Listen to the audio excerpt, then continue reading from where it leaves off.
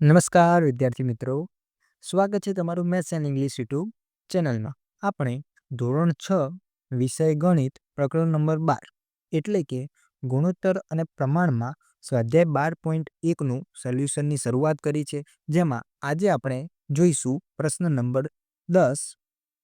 એક કોલેજના 4320 વિદ્યાર્થીઓમાંથી 2300 છોકરીઓ છે, તો નીચેના ગુણોત્તરો શોધો. તો આપણે સૌ પ્રથમ જે માહિતી આપેલી છે તે લખી દઈએ. કોલેજના 4320 વિદ્યાર્થીઓમાંથી એટલે લખીએ વિદ્યાર્થીઓની સંખ્યા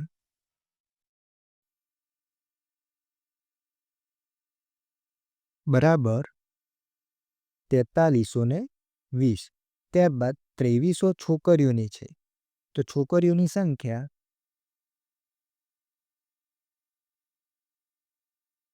બરાબર 2300.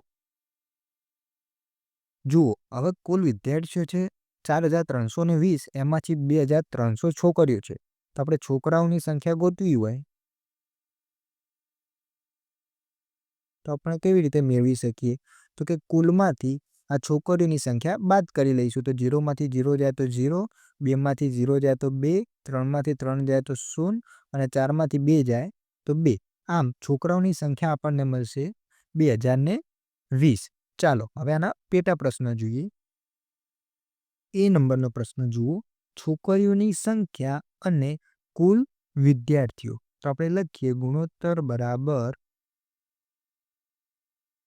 છોકરીઓની સંખ્યા એટલે આપણે લખીએ છોકરીઓ ભાગાકારમાં કુલ વિદ્યાર્થીઓ. તો આપણે લખીએ વિદ્યાર્થીઓ. ચલો, આ રકમમાં છોકરીઓની સંખ્યા છે 2300 અને વિદ્યાર્થીઓની સંખ્યા આપેલી છે 4320. હવે આપણે 2300 અને 4320ના ભાગ પાડીશું. તો જુઓ, સૌ પ્રથમ 2 વડે ભાગીશું એટલે જવાબ આવશે 1150. ત્યારબાદ પાછા 2 વડે ભાગીશું એટલે 575 આવશે. હવે 5 વડે ભાગીશું એટલે આવશે 115. ત્યારબાદ પાછું 5 વડે ભાગીશું તો જવાબ આવશે 23 અને 23 એકા 23. ત્યારબાદ 4320ને ભાગીએ તો 2 વડે ભાગતા જવાબ મળશે 2160. ત્યારબાદ ફરી 2 વડે ભાગીશું એટલે 1080 મળશે. ત્યારબાદ પાછું 2 વડે ભાગીશું એટલે 540 મળશે. ત્યારબાદ પાછું 2 વડે ભાગીશું એટલે 270 મળશે. ત્યારબાદ હવે પાછું 2 વડે ભાગીશું એટલે 135. હવે 3 વડે ભાગીશું એટલે 45. પાછું 15 તરી 45, 5 તરી 15 અને 5 એકા 5. ચલો, એટલે 2300ની જગ્યાએ શું લખાશે? તો કે આ તમામ સંખ્યાઓનો ગુણાકાર 2 ગુણ્યા 2 ગુણ્યા 5 ગુણ્યા 5 ગુણ્યા 23 અને ભાગાકારમાં 4320ની જગ્યાએ આ તમામ સંખ્યાઓનો ગુણાકાર એટલે લખાશે 2 ગુણ્યા 2 ગુણ્યા 2 ગુણ્યા 2 ગુણ્યા 2 ગુણ્યા 3 ગુણ્યા 3 ગુણ્યા 3 ગુણ્યા ને 5. હવે જે સંખ્યાઓ કટ થાય છે તે આપણે કટ કરી લઈશું. જુઓ, 2 2 કટ, આ 2 2 કટ, આ 5 5 કટ. હવે એક પણ સંખ્યા કટ થતી નથી. તો આપણે લખીએ ઉપર 5 ગુણ્યા 23 અને નીચે 2 ગુણ્યા 2 ગુણ્યા 2 એટલે 2 દુ 4 દુ 8 ગુણ્યા 3 તરી 9 તરી 27. તો ઉપર 25 23 50 115 અને નીચે 27 8 216. આમ આપણો જવાબ આવશે 115 જેમ 216. ત્યારબાદ બી નંબરનો દાખલો છે. છોકરાઓની સંખ્યા અને છોકરીઓની સંખ્યાનો ગુણોત્તર મેળવો. તો આપણે લખીએ ગુણોત્તર બરાબર છોકરાઓ ભાગ્યા છોકરીઓ.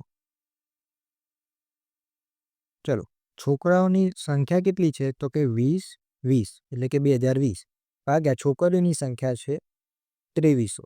આ બંનેના આપણે ભાગ પાડી દઈશું. અહીં મેં પહેલેથી જ ભાગ પાડીને રાખ્યા છે. તો જુઓ, 2020ના ભાગ છે 2 ગુણ્યા 2 ગુણ્યા 5 ગુણ્યા 101.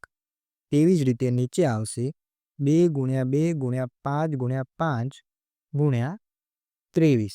હવે અહીં 2 2 કટ, 2 2 કટ, 5 5 કટ. તો ઉપર વધ્યા 101 અને નીચે 23, 50, 115. તો આપણો ગુણોત્તર મળશે 101/115. ત્યારબાદ સી નંબરનો પ્રશ્ન વિદ્યાર્થી મિત્રો જુઓ. છોકરાઓની સંખ્યા અને કુલ વિદ્યાર્થીઓની સંખ્યાનો ગુણોત્તર શોધો. તો આપણે સૌપ્રથમ લખીએ ગુણોત્તર બરાબર છોકરાઓની સંખ્યા ભાગ્યા વિદ્યાર્થીઓની સંખ્યા. હવે રકમમાં છોકરાઓની સંખ્યા આપેલી છે 2020 ભાગાકારમાં 4320. હવે આપણે 2020 અને 4320ના ભાગ પાડશું. અહીં તમે જોઈ શકો છો કે ભાગ અહીં પાડેલા જ છે. તો 2020ની જગ્યાએ આપણે લખી દઈશું 2 × 2 × 5 × 101 અને 4320ની જગ્યાએ લખી દઈશું 2 × 2 × 2 × 2 × 2 ગુણાકારમાં 3 × 3 × 3 અને ×5. હવે જે સંખ્યા કટ થાય તે આપણે કટ કરી લઈશું.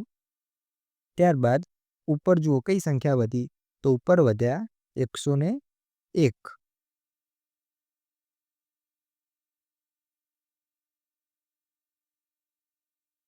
અને ભાગાકારમાં વધ્યા 2 × 2 × 2 એટલે કે 8 × 3 તરી 9 તરી 27 એટલે કે ઉપર આવ્યા 101 અને નીચે 27 અઠા 216.